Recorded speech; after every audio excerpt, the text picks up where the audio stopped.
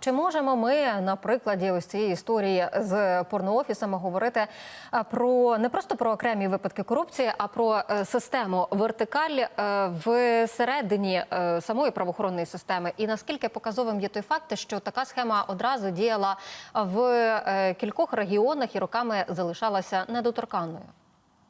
Ну, давайте почнемо зразу ж. Що значить ми можемо припускати? А ми не знаємо, що так і є. Ми не знаємо, що правоохоронці проти того, щоб легалізувати порно, тому що вони на цьому заробляють. Ми не знаємо, що правоохоронці проти того, щоб декриміналізувати проституцію, бо вони з цього готуються. Може, ми не знаємо про те, як представники правоохоронних органів приходять до вебкамщиць і кажуть їм, або ви платите нам, або ми робимо вам першу ходку. Ну, всі ж про це знають. Вже майже така кількість випадків в мережі про це повідомлялося, про ці випадки. Але це залишається і досі.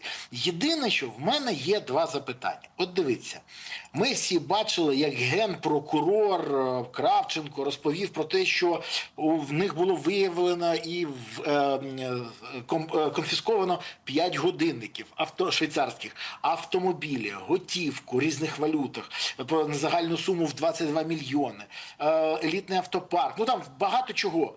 Але я не почув головного.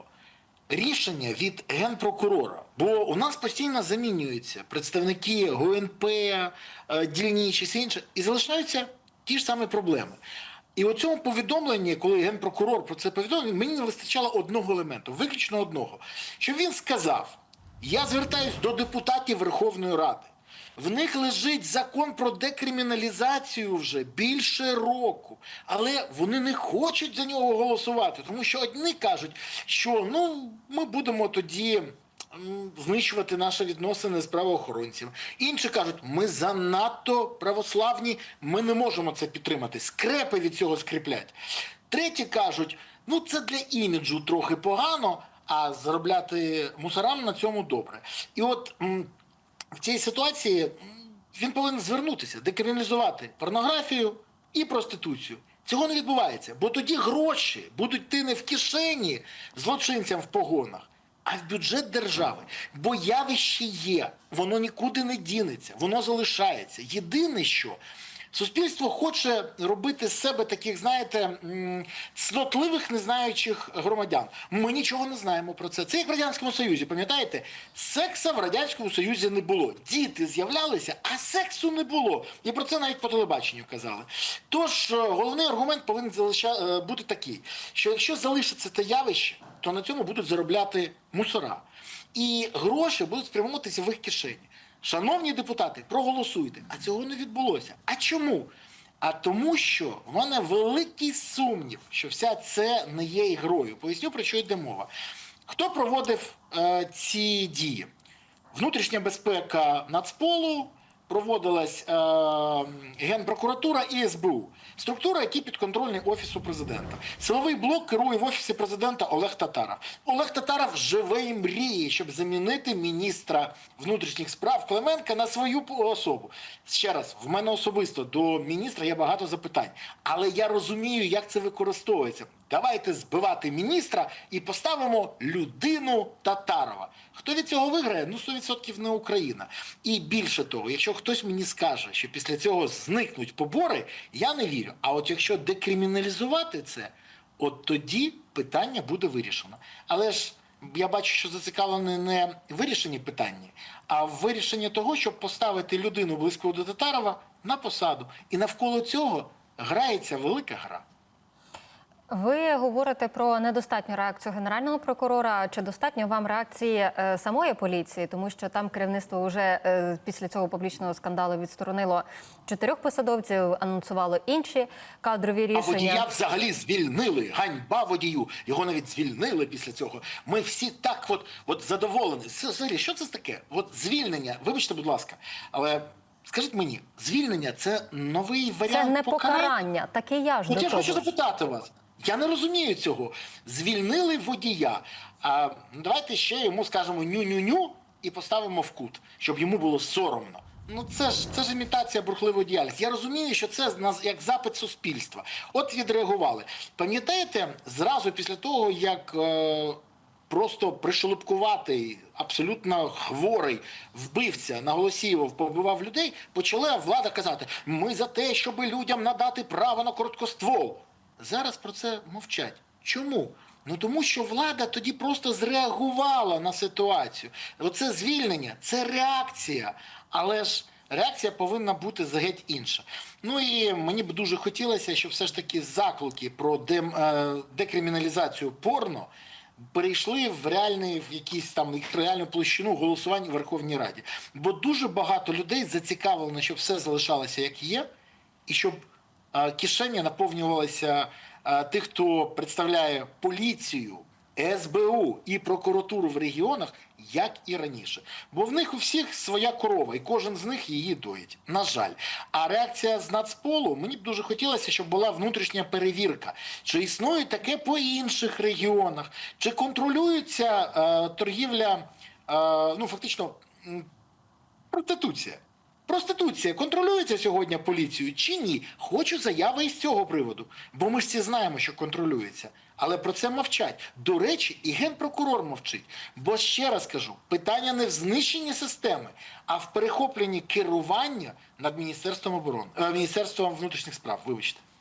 Ну ось ми побачили, що окремі депутати, наприклад, та ж Юлія Яцик, ініціюють відставку керівника Національної поліції. Ось ці дискусії про перезавантаження правоохоронної системи. Чи можуть вони привести до якогось результату? Ви вже говорили про те, що там Татаров мріє поставити свою людину. А якщо... Я вже кажу, ні.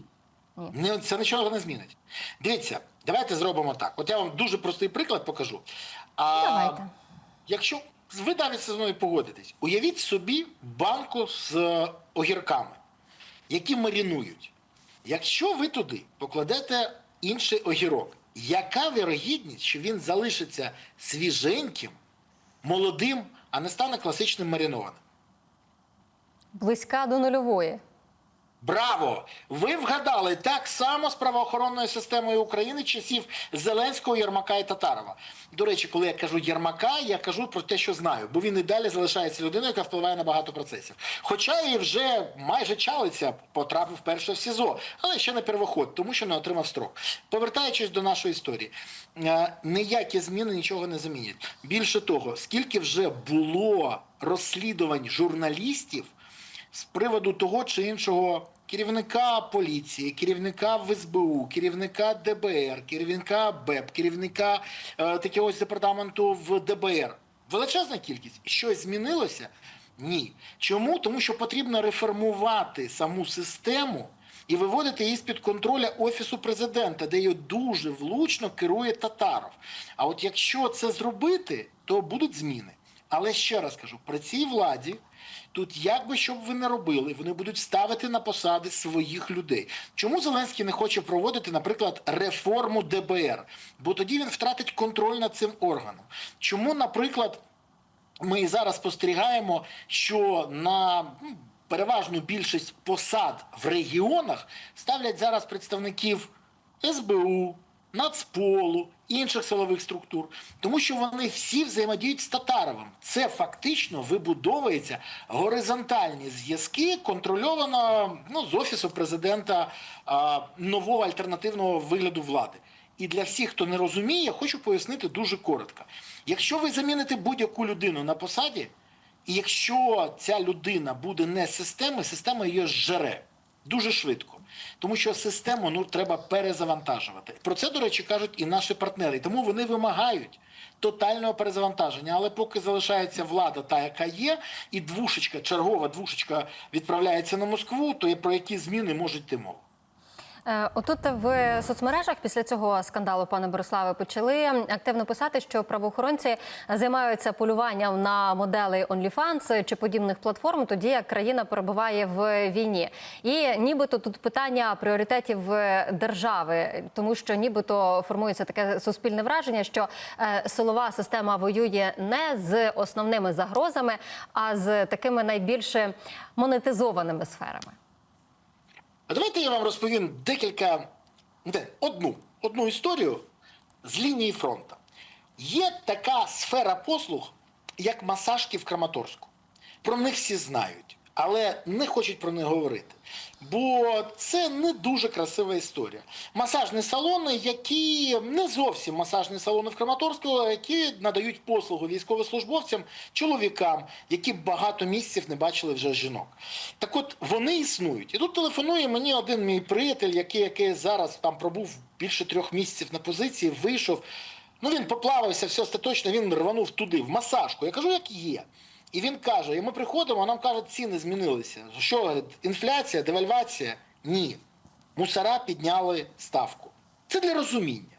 І це про все ну, знають. Але щось змінюється? Не змінюється. Тому що, ще раз, проблема не в тому, що там окремий якийсь представник правоохоронної системи хоче доїти незаконний бізнес. А в тому, що ніхто не хоче змінити правила гри. По-перше, вичистити поліцію від цих покидьків. По-друге, дати поліцейським, які прийдуть їм на заміну, нормальну зарплатню, за яку б вони були тримались. Бо якщо поліцейський, наприклад, отримує 12-16 тисяч, наприклад, і чистими, і він дивиться на всю цю ситуацію, йому треба ще знімати квартиру, годувати, ну важко. І тут йому пропонують. То він хапається за ці можливості, за незаконні такі речі. А якщо йому дати нормальну зарплатню, ну хоча б там 800 000 доларів, і зменшити кількість поліцейських, то вони будуть триматися за це місце. Це по-перше. По-друге, ще раз, декриміналізувати, щоб не було навіть можливості. Ну і карати. Не домовлятися, як завжди, а карати за порушення законів. І тоді буде виправлена ситуація. Бо поліцейські сьогодні дуже часто, на жаль, як і представники СБУ, Генпрокуратури, ДБР, всі інші, ну давайте відверто казати, вони в першу чергу думають про себе. Бо вони думають, бачать там Міндіч, там Єрмак, там Цукерман, тут Галущенка. Всі заробляють незаконно собі в кишеню. А чим вони гірше? Так от треба, по-перше, щоб риба припинила гнисти з голови. А після цього виправити систему, перезавантажити, зробити нормальні зарплатні, вичистити органи. Нам не потрібна кількість, нам потрібна якість. Ну і головне, це фінал, це потрібно відверто перезавантажувати всю систему. Всю. Від першої особи і до останньої. І це говорить вже про інше, про новий суспільний договір, який варто озвучувати всім. Бо у нас дуже часто говорять про що? Ми не будемо помічати, як влада порушує закон, якщо влада не буде помічати, як порушуємо закон ми. Але це ненормально.